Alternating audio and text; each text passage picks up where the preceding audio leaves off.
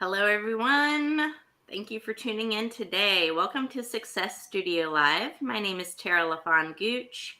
I'm the CEO of Best Branding Solutions, and you're in for a treat today because we're talking about funding success for founders. So, if you are an entrepreneur, a business founder, and you have stumbled across this LinkedIn live stream, congratulations, open your present, because this is going to be a fantastic episode with lots of value add. But before I announce my guest, I just want to say, let us know in the comments where you're from. Feel free to drop a comment with your country or what state you're in if you're in the United States, because we love hearing from people from all over the world. But as Phil and I are talking as well, feel free to drop in comments if you have questions, especially if you're a business founder or entrepreneur.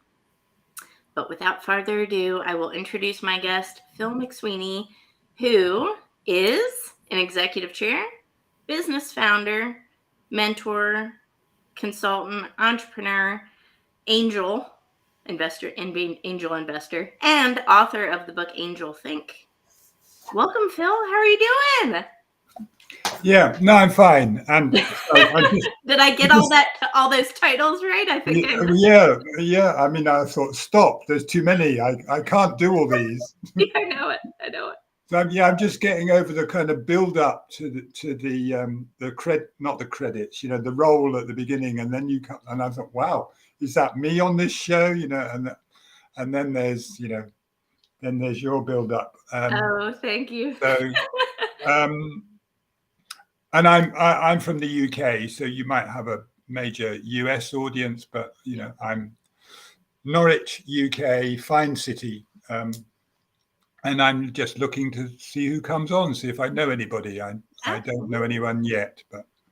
Well, we've got people from Nigeria, Paris. I'm not sure where some other people are, but that's who's tuning in so far. So yeah, it does. It can reach anybody from all over the globe, and that's why it's so powerful. Like I said, it's going on 5 channels right now. So also in the comments, let us know where you're tuning in from as well, if it's LinkedIn or Facebook or YouTube. But Phil, I'm so curious, and I know so many people are too, about your experience because, wow, you have had so much experience in business in all aspects of it. Yeah. But I know so many people out there are just, they're starting their entrepreneurship journey. Maybe it's for the first time. Maybe they're a startup founder and they don't know how to grow it and scale it, and certainly how to find investors. It seems like a foreign language and concept to most people, Phil. Yeah. Okay. Well, I've had a lot of experience, partly because I'm old. I mean, I just goes with the territory, really. But I've 15 years plus. I had a career change, I guess, then, and got into startup investing, and some of the companies I invested in wanted help with advice. I got into the kind of advisory work, and some of the companies, then kind of progressed and said, could you be our non-exec director? I trained as an executive coach. So, I was combining coaching with advisory work, mentoring, and I worked with one company. I'd been with them that long. I became the chair a couple of years ago.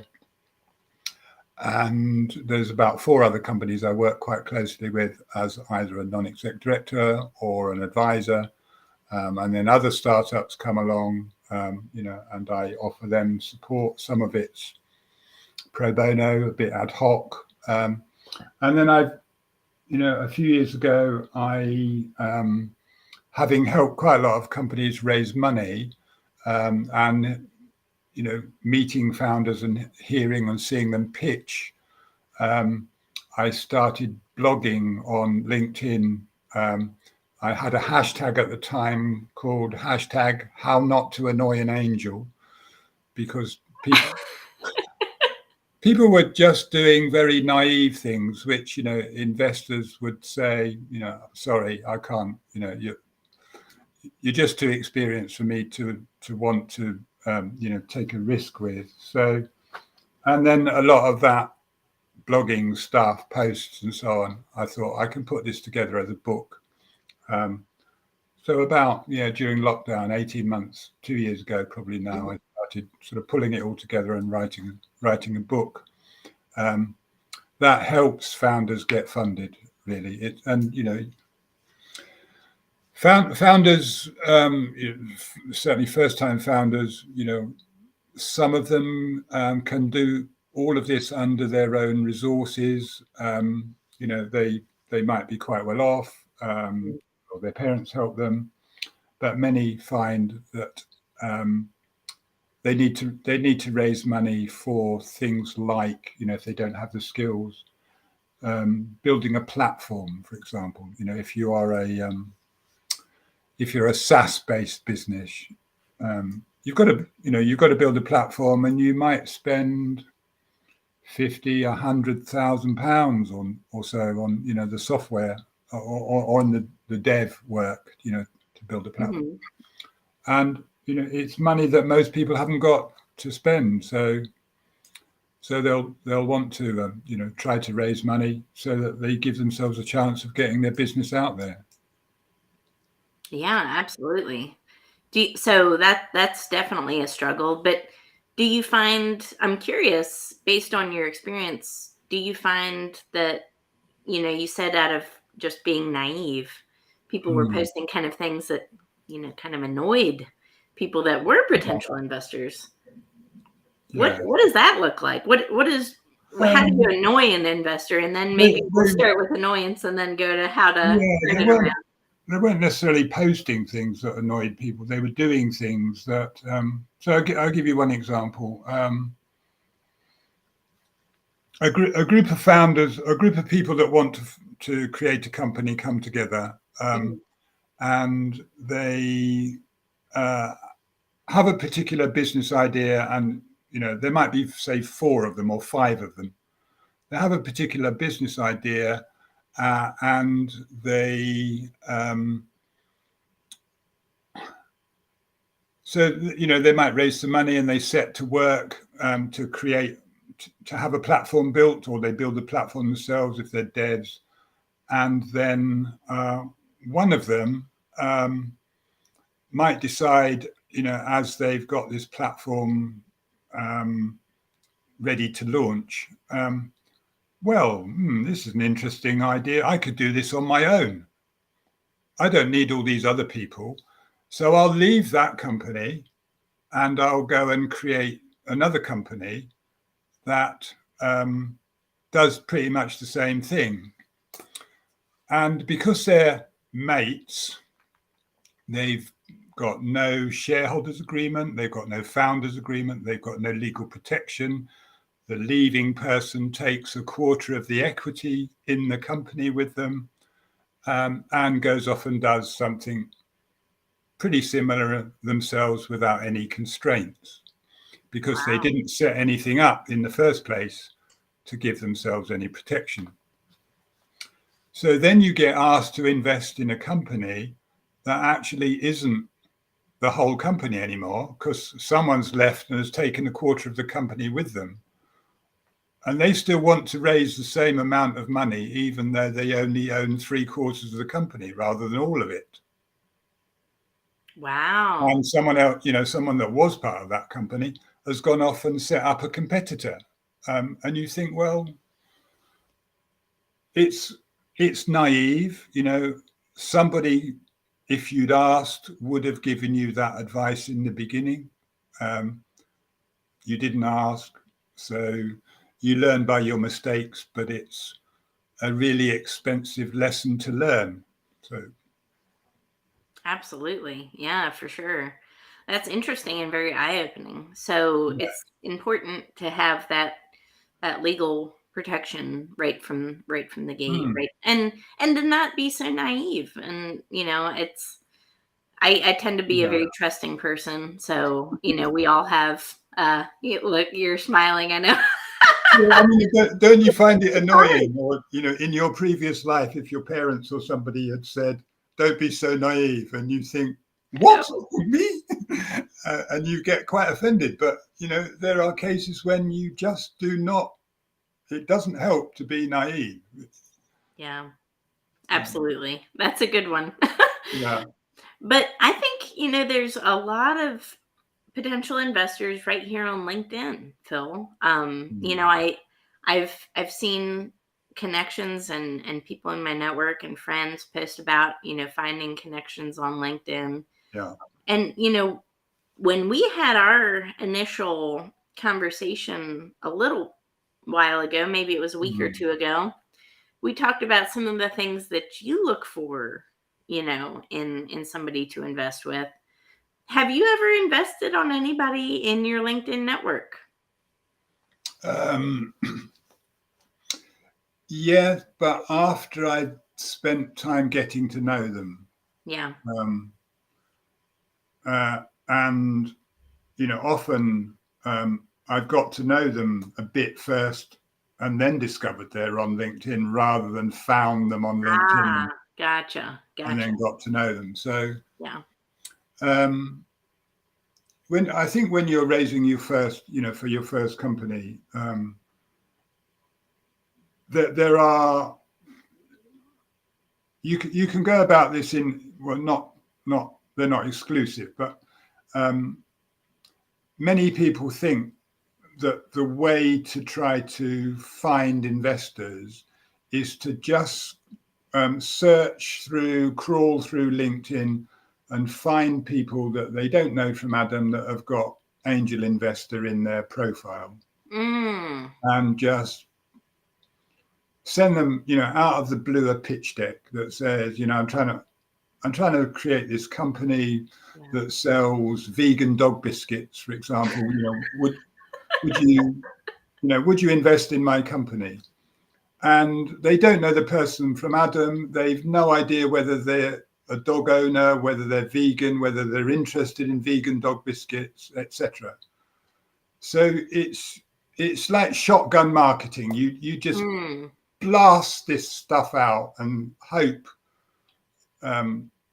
It's called spray and pray, really. You just hope that somebody will be interested in you.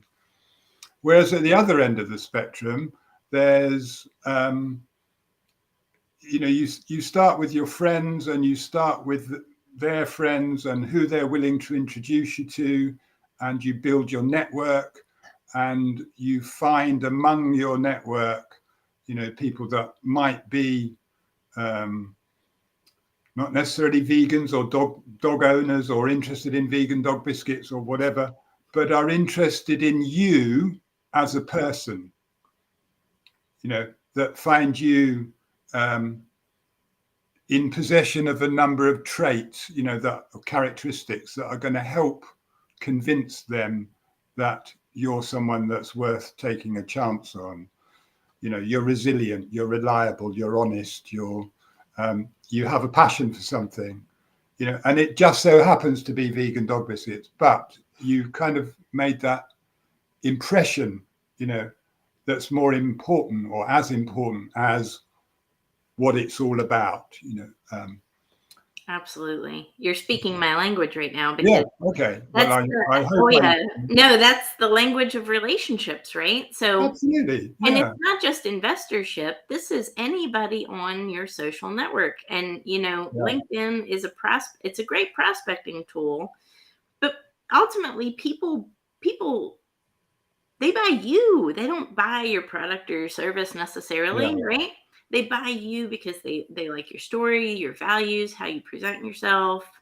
They buy you because of, the amount of respect they have for you. You're, again, subject expert, mastery on that. But it could be a combination of all of those things. But Yeah. And at the end of the day, people buy from people, not faceless companies. Right? absolutely. And some people are just not even good at the kind of first step, the rapport building bit. Yeah.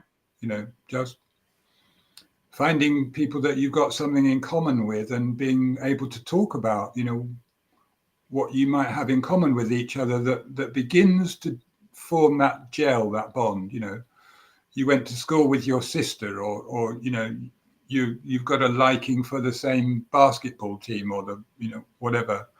so the next time you meet, you can say, "Oh, how did your team get on?" And so you just kind of grease the wheels of a relationship. Yeah, absolutely. It's just like any time we reach out to anybody, the best thing that we can do is to add value to somebody else and to Yeah. build a human connection, build Mm. a rapport, not ask for money. What's that saying, Phil? If you maybe you've heard this, but if you ask for money, you get advice, but if you ask for advice, you get money. Yeah. You Yeah. know, add Um, value, ask questions, get to know somebody. Don't yeah. just go right to the pitch, right? Yeah. And be willing to share things with other people without the expectation necessarily of getting something in return.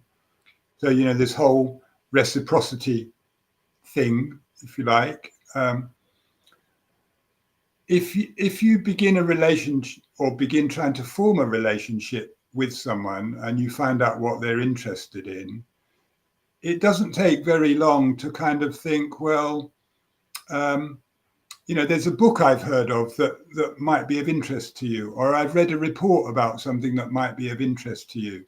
So here's a link to it, or um, and it costs nothing to do it, or just saying, come for coffee, and offer to buy them a coffee, whatever. It's just the kind of first steps into. It's not necessarily even friendship building. It's just establishing a relationship with people, um, and the I suppose the subtle difference between that and trying to sell somebody a photocopier or something is that you're likely to ask them to part with a great deal of money, um, and not see anything immediate in return for it. So they have to have a faith in you, a trust in you, that down the track somewhere there is going to be, a decent return on what they're investing in. Absolutely. You have to build and establish that trust and credibility, right? Mm. But that's so key. And but again, that goes back to, them, you have to establish that rapport. That's number one. You have to come off as a human being, not Mm. as somebody with their hand out and expect something in return. You have Yeah. to approach people, whether in any aspect of business, whether you're selling or trying to get an investor, a client, people in your social network, people in the community. Yeah. Approach with value first and build that Mm. relationship. Extend your hand out in a way that makes that other person feel good, adds value to them. And Yeah. then eventually it'll come back, right? But Mm. if we just have our hand out, it's not going to lead to a relationship. It's going to annoy people. Yeah. And you don't want to do that if you're starting out, right? Yeah. And I'd absolutely agree, Tara. And in my opinion and experience, that even if you do this kind of spray and pray kind of thing, and you send out 100 or even 1,000 blind emails to people with here's my business idea, here's my pitch deck, and you get back a 2% response rate, for example. I mean, 90% of the emails probably won't even get opened because they're from complete strangers. They might even go straight into spam or whatever. But say you get a 2% response rate, you're still, from that point on, going to have to invest the time in building a relationship, Right. because you're getting a response from a stranger anyway. So and before they want to know too much about the business, they'll want to know enough about you to start to trust you, to be able to Yes. be comfortable with what you're talking about being a good idea. So Absolutely. Oh my gosh. Again, you're speaking my language. yeah. The thing about relationships in business is you're going to have to build them at some point in time. Mm. So many people want to jump the gun and just go straight for the jugular and forget the Yeah. relationship part of it. But you're going to have to build a relationship anyway if you want them as a recurring customer. So even if you don't have somebody have a relationship with someone, they somehow become a customer. If you want to keep them, you have to, either way, you're going to build it. So you might as well start from the get-go and get it going, right?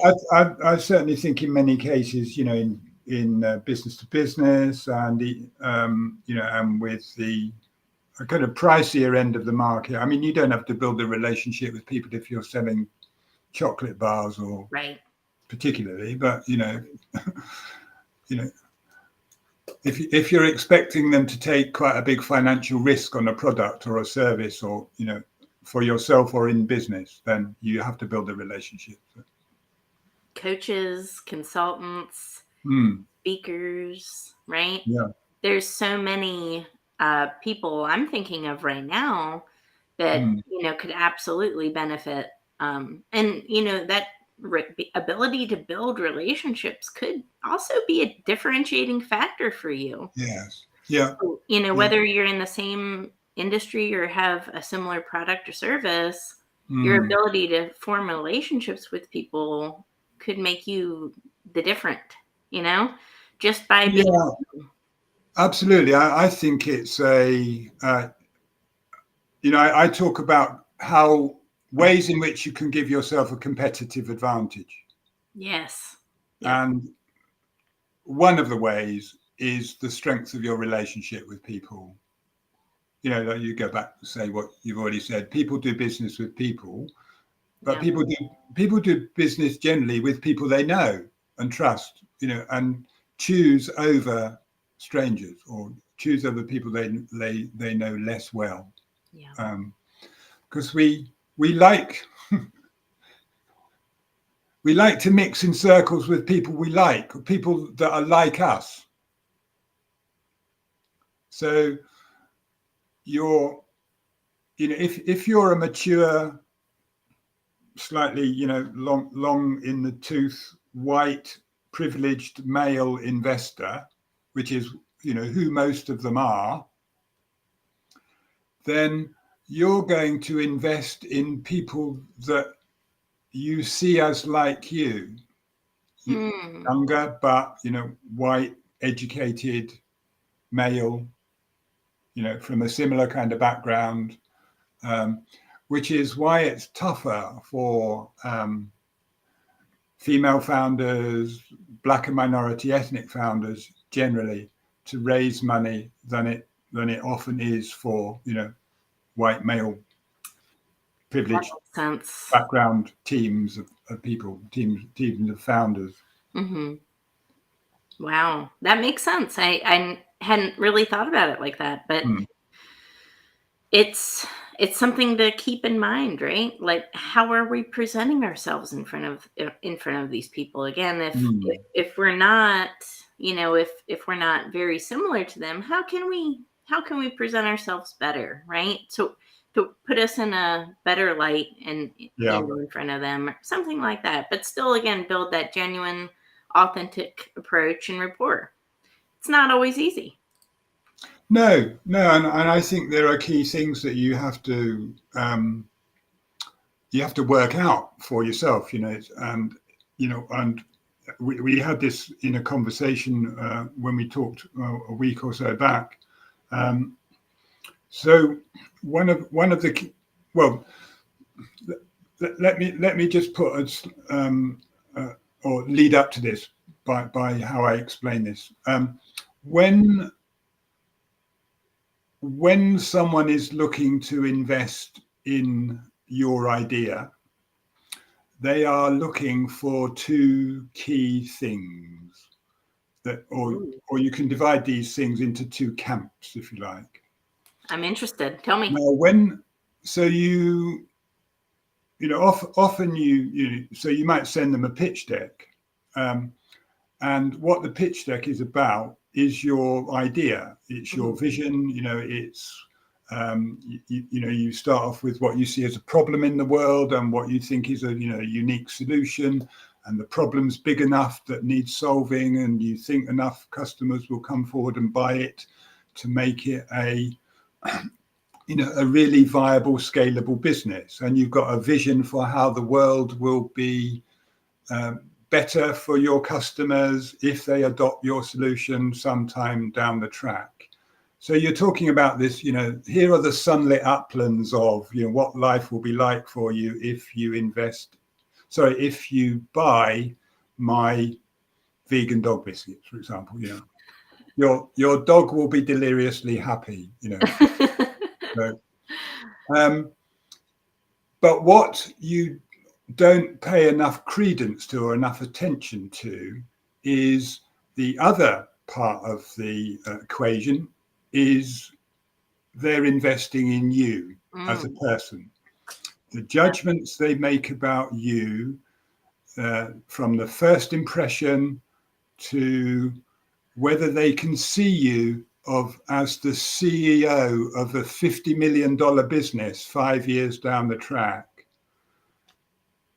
Can I, with my heart of hearts, if you like, see you running this kind of an organization that employs, 50 people in 3 continents doing, this level of business? However good I think this idea, if I don't have a faith in you as the delivery person, then this is rubbish, Wow. So true. So investors are weighing these two things up, really. Mm-hmm. And I think a lot of founders think, what I need to do is just get this idea out there and people will give me money to grow it. And you think, well, what are you doing to invest in yourself to be or become the person that I would be comfortable giving money to, because I could see you driving the bus, delivering the show, that this is all about. And I think at the very beginning of that, my top few things that I think are important, and this is what we mentioned in a previous call, is belief. Mm-hmm. Belief in yourself, belief in your product, obviously, belief in what you've got, what your idea is, but belief in the market, there's enough customers out there to want to buy it. And these beliefs, this kind of set of beliefs, gives you confidence, that gives you conviction, and that conviction is part of your authority, to be able to present yourself as, the person with a great idea, but also the person that can deliver. Wow, that is so profound and so gold, honestly. Yeah. It's that self-belief. Are you the person? Are you that confident leader? Because just like you said, where you're starting out today, it could be just one person, maybe a partnership, maybe just 2 people or a few. But are you that confident leader that can take it to a $50 million, $100 million, $500 million, whatever it is level? Yeah. But it starts with self-belief and a faith in a sense, and then self-improvement, daily initiatives. Are you the person that's going to be able to get to that level because you're committed to something? And that's a rare breed. Yeah, and I think the difficulty, if you Google, what attributes do I need to be a founder? You will find a list with 20 or 30 things long on it. And you think, well, this is a super being. It is not possible to find normal people with this list of, attributes. So investors think, that they have to take a bit of a chance on people. Everybody's got their frailties. People talk about, if you look on LinkedIn and people talk about, to some extent, I'm quite surprised that people are so revealing about themselves. They kind of do vulnerability to excess, and they talk about their, their mental health problems and their, their issues and so on. And, they're on one spectrum or another and all of that. And you think, well, if you're going to write about, all this stuff about yourself, then you must know or be prepared for the fact that investors are going to look for this stuff, when they come to, invest in you. But that's a kind of side issue. I think you have to be prepared for the fact that when you come to start a business, in most cases, you're some way away from the perfect item. And you have to start by working out what you've got to get better at. That's right. And I could roll off a short list of things about, being likable and being willing to think big, and demonstrating curiosity, or being willing to learn, not having a fixed mindset about there only being one way of doing anything. That's right. Some people you might call it coachable. You're willing to listen to others and learn and change your behavior as a result of what you've learned from other people, and that you have integrity, and that you appear as yourself. You're authentic. You're not trying to present yourself as somebody that you're not because you think this other persona is what people want. So but you you kind of have to work out what you need to get better at, sometimes pretty quickly. Absolutely. So to recap, it's confidence, self-belief, the ability to be teachable, right?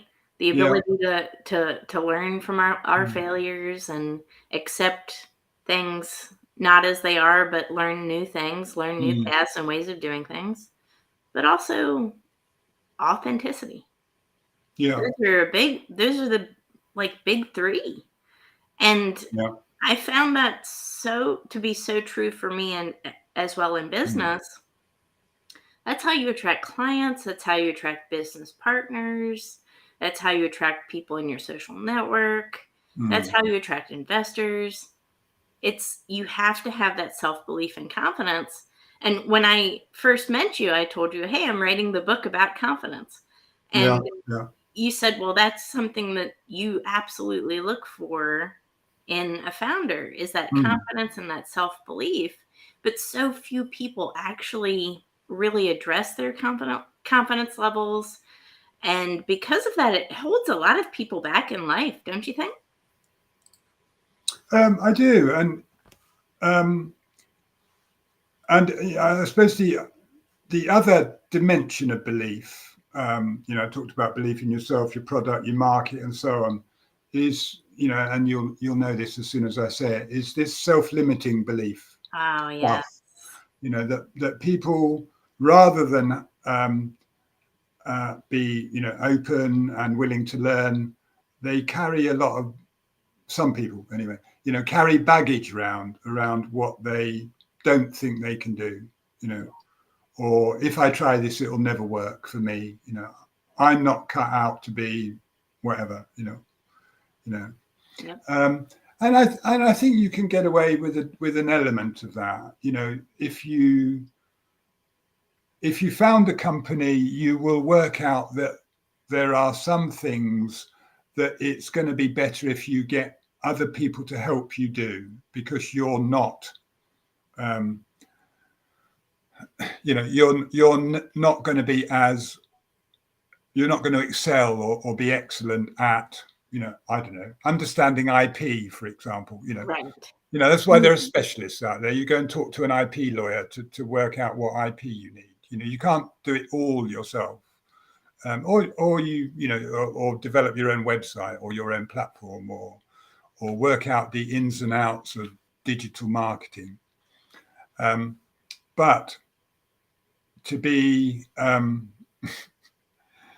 to not let these self-limiting beliefs stand in your way from progressing, from growing, I think are so important. Absolutely.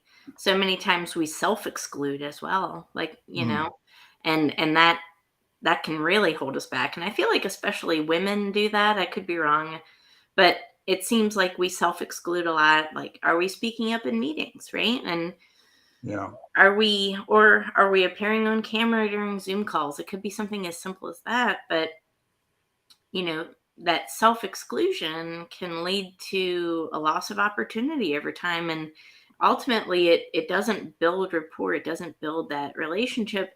It also doesn't show you're a leader. Yeah. So I always recommend to female clients, Yeah. no matter what meeting you're in, speak up, raise your hand, say something, make your presence known, right? Because honestly, nobody's going to look to you as a leader if you're not being a leader, if you're self-excluding.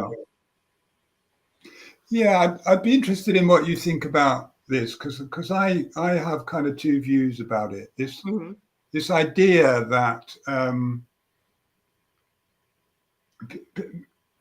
people often, and it can be a gender thing, I admit, but people often find themselves criticized by other people, and in their defense they say, I am okay. It's a kind of mantra almost, I am okay. Therefore, I kind of don't need to change to meet what you want of me. But sometimes I think it's it's unhelpful, in the sense that to grow, and to own the fact that you need to grow yourself, you need to accept yourself that I am not okay. I cannot continue to kind of limit myself in this way. Yeah. I love that. Well, ultimately, if we're not growing and don't have personal development, then we're not our best versions of ourselves, right? No. So we're not our authentic versions of ourselves because we're not the best version that we can be. Yeah. So I hear what you're saying and I like it, but I think it's, you can absolutely be authentic. I consider myself a very authentic person, but I don't settle. And I certainly don't want to be the same a year from now as I am right now. I'm constantly going to be looking for ways to develop, looking for ways to grow, scale for myself, my business, for everything. Yeah. So while I love myself and I want to show the world who I am, I also want to show progress. Yeah. I love that. See? Great minds think alike, Phil. Okay. Yeah. Did you like my answer? We can tick that one off. Absolutely. Yeah. But Phil, I see there are one or two questions or comments that are scrolling down, and I don't know if you want to. Absolutely. So we've got people saying great advice. Sold. Absolutely. There's a question here, and I'm not sure if this user is still on watching us, but I'm not really sure what this question 100% means. I don't know if you feel, but if you could clarify this question a little bit, I'm not sure what this has to do with universities, but I saw that one 10 or 15 minutes back now. So how would people who don't have the privilege of knowing the universities, institutions, and networks that well, I don't know that I do know them, but be able to build rapport?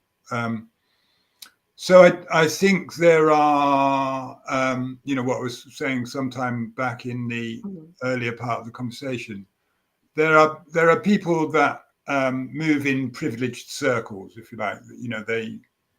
they've had the right education, they've got an Mm. alumni network from university and Ah, all of that, I and see. so on.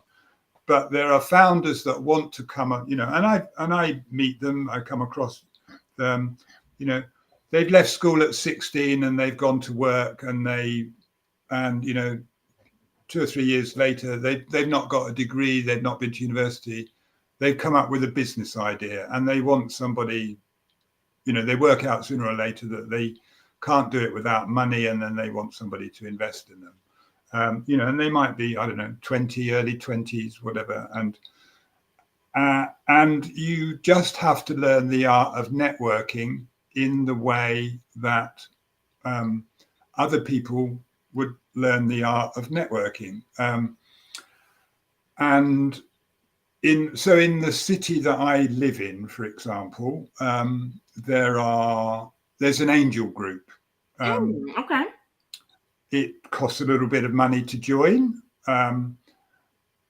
but there are 45, 50 angels there.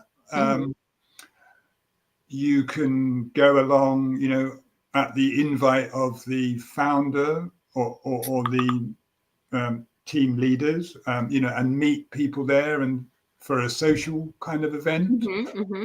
There are half a dozen that I can think of different business clubs or breakfast meetings, that you can go along and meet other business people, and in part a response to another question, where do you find investors? Yeah.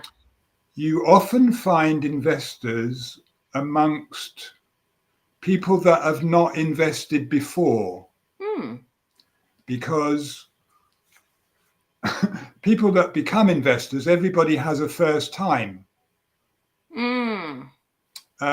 And their first time is usually because they've met somebody that's got a good idea that they think they're willing to take a risk on, both the idea and the person. So where did they meet that person? And, they probably didn't meet them online on LinkedIn. They didn't, strike up a chat with a complete stranger.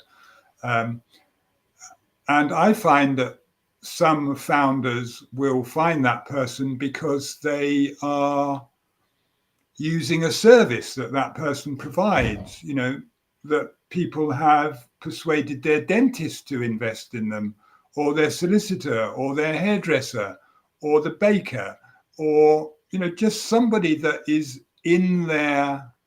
And when you think about network, I don't think about it as a, narrow coterie of people. It is all of the people, if you run down the several hundred, even thousand people in your phone list, in your phone, then who amongst this group of people would you be in, could you go and talk to about your idea? Yeah. And sometimes you'd be quite surprised, by the positive response you get. And if they say, I'm not interested, then the response back that you'd say is, do you know anybody that might be, that you might mention me to, or that you might introduce me to? Because people, this, what's it, 6 degrees of separation thing. Oh yes, absolutely. Absolutely. The Yeah. more people you know, the more people they know, the more people they know. And if you can get into your, second degree of separation, it's how LinkedIn works, isn't it? I mean, you get people who can introduce you to other people. It's just all online. But that can happen in the real world too, surprise, surprise. That there are people out there that that that will introduce you to other people because Absolutely. they think they might be interested in you, or you might be interested in them. Absolutely. It starts with relationships. It's anything in business. You Absolutely. have to build relationships. You have to, come with that community mindset. And again, if you do go to somewhere where there's angel investors, such as a breakfast type of meeting or a luncheon type of meeting, don't bring your pitch deck. Just Just, No, and you know, these I are, think you don't have to pitch them across the face. You can get yeah, to know them first, right? there is this other psychological theory, and part of it's reciprocity, Yes. is that if you meet somebody new and you're in a networking kind of event, if you want to strike up a good relationship, um, it's far likelier that you'll begin to establish a good relationship by asking them about what they do rather than you trying to tell them about what you do. Yeah. Because people are happy to talk about themselves. And the more you show interest in them and what they do, the more likely it is that reciprocity, they will return that interest in asking you about what you do. Yep. And then you can say, oh, you've spent 5 minutes talking about, what they are. Then you can say, oh, well, I'm developing this idea about how we can develop, vegan dog biscuits or whatever it is, and some people will be interested and some people won't be. Yep.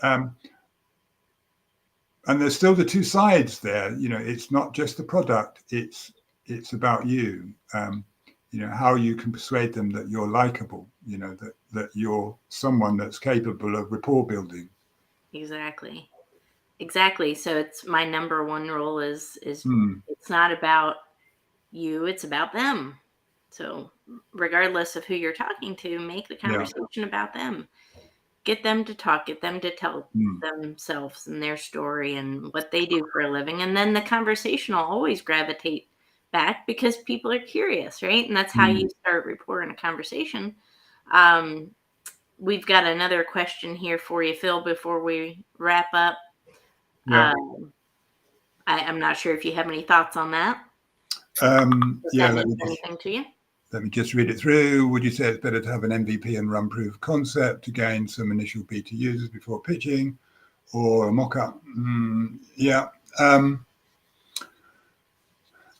I'd say to this question, LinkedIn user, whoever you are, that investors are more persuaded to invest in you if you have traction. If you've got proof of revenue, then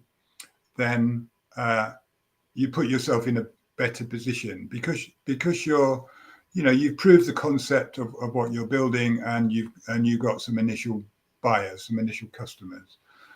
The problem becomes, if you haven't raised any money, is that an MVP can be an expensive thing to build, Ah, depending what it is.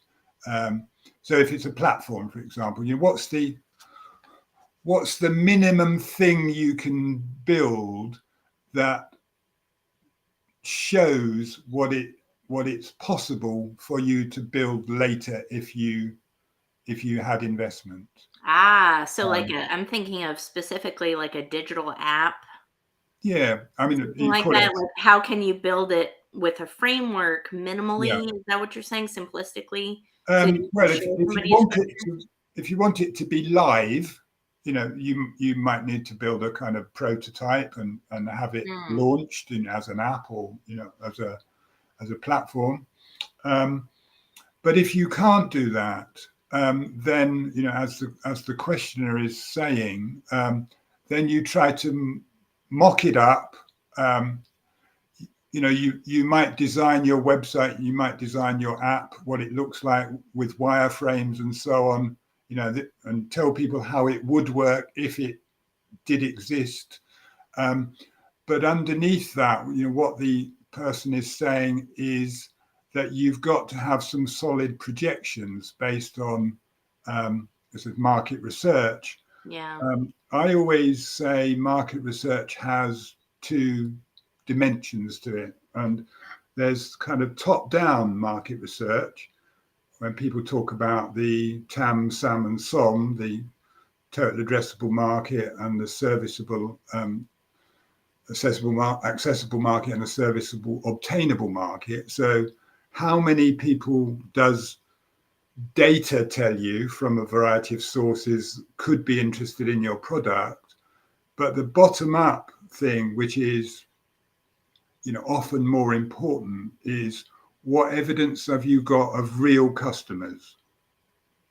Because this is just drawn from data sources, whereas this is drawn from your knowledge and contacts of real potential customers.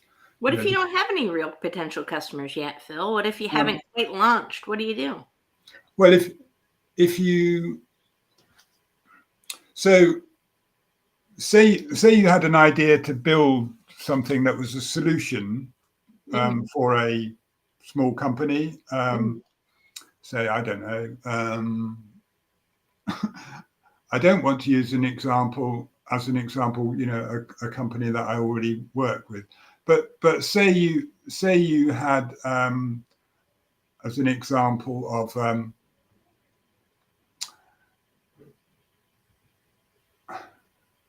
you wanted, I mean, these exist already, but you wanted to design a candle with a fragrance to it that when you lit it, the fumes or smoke that came off it gave a kind of biological, proven relaxing aura, if you like. Okay. There was something in, something appeared in the air. I like it. I'll buy 12. That was just worked, in some biological way that made you relax, whatever it might be, And I'm not thinking of any illegal substance. So you want customers for it, otherwise it's not going to go anywhere. Right. So then you'd think, well, I can't build it, maybe it's going to take me some research, to work out the best formulation of, the secret chemical and the candle wax and whatever, but what I need to know is if it existed, who would buy it? And roughly how many people would buy it.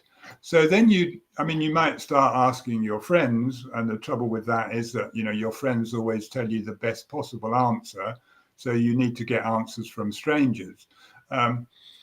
But you'd obviously talk to like candle makers and retailers and, people that stock basic candles and say, if you had another range of candles that had this additional property, are you likely to stock it? Do you see that anybody would buy it? So although I can't build it and I haven't got an MVP, I am at least trying to test out the proof of the concept, the proof of the idea, through talking to the kind of people that might buy it or the people that might stock it, to get a feel or a flavor of whether there's a market for this. Yeah. Is it a market, a product that is viable in the market? Is there a demand for it? Is there a need for it? I think that's a very important question. Yeah, and you could look back in history and think, well, people built things that they didn't seem to do a great deal of market research, like the Segway is often, put forward as as an example, or did you? It might have been before your time. The Sinclair C5. Have you ever come across that? I haven't heard of that. It's like a little 3-wheeled car that you pedaled along, and it was about 2 foot off the ground. And this inventor thought that it would go really well, but it didn't. But the Segway, was going to revolutionize, travel, and it never really did. And mostly what it's used for now is off-road stuff, or city tourist trips and whatever. But there are no there's no great advance in the market, of ownership of Segways as a mode of transport, as I think was originally envisaged by I see. people. Right. And So, even in the UK at the moment, scooters, electronic scooters are lots of potential to keep cars off the road, but there is still a lot of legislative obstruction, to people whizzing around on the pavements, at 15, 20 miles an hour on a scooter, because, a lot of people think they're just a hazard rather than a benefit. So, right. Exactly. We've got another question for you, Phil, if you would like to answer it. So, can you shed some light on pre-revenue valuation for a startup? I don't know if that's anything that you want to discuss. We're really yeah, talking about just the angel investors. yeah. But if you would like to go down that road, you could. Or I think it's founders often are seeking to raise money. For example, if I have an idea of something that I want to bring to the market and I need to raise £200,000 or $200,000, then it's in my interest that the overall value that I put on my business is high, so that $200,000 is a quite small proportion of the total value of the business, so that I'm not giving away very much equity. So I might say my business is worth $2 million, and in raising $200,000, I'm only giving away 10% of my business. Mm. And for the time being anyway, the remaining 90% is mine. Yeah.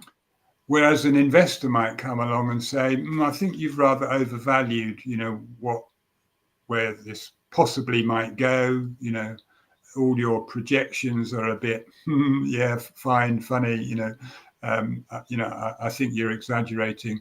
And I think it's only worth $1 million. So if you want to raise $200,000, then you're going to have to give away 20% of your business rather than 10% of your business. So this valuation is important for both founders to try to push for a higher but hopefully realistic valuation, whereas investors will be more interested in a lower but still fairly realistic valuation. And they have to find a way of meeting in the middle, otherwise they won't raise any money, because no one will give them the money if they think they've overvalued the business. Right. So there are various. So we, in the startup world, we call this both an art and a science. There are various tools in which you can apply to try to value the business. And the problem with them is that it's easier to value a business based on a past, like, historic revenue record, because you're looking at multiples of that in the future, or at some future time you discount that back to the present day and all of that. But if you've got no revenue history, then you're trying to arrive at a valuation which is based on things like a projection, a financial projection, which is based on your thoughts, or I say proof in inverted commas because often it's quite spurious, but your attempt to prove how big the market could be, even though you haven't sold anything. And what comes about at the end is a compromise, usually between founders say they want X, investors say they're only prepared to invest Y, and if you can arrive somewhere on the same line, then the chances are you'll get investment. If you continue to hold out for far more, then you can guess what the outcome is. Investors won't bite because. Yep. I love it. It's a dance, but Yeah. it's what an amazing discussion, Phil. Thank you so much for letting me have an hour of your time today. It goes by so fast, doesn't it? Yeah, and I'll go. Can I finish with a book plug? Absolutely. So let's try and. So all of my, not all of it, a lot of my wisdom is contained in Angel Think. Several years of insights from working with founders. Trying to get their business off the ground, and it's available on Amazon. And it's just look up Angel Think, and you'll find it on Amazon. Perfect. Everybody get Phil's book. If you are a business owner, if you're an entrepreneur, if you're somebody that is starting a company, you're going to want to scale it eventually. So learn from Phil. Clearly, he knows exactly what investors want, but not just investors. Again, we're talking about clients, we're talking about business partners, people in your social network, anybody.